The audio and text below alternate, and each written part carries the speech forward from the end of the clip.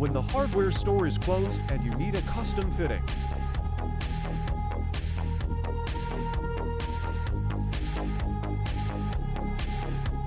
Design it and 3D print it in 1 minute.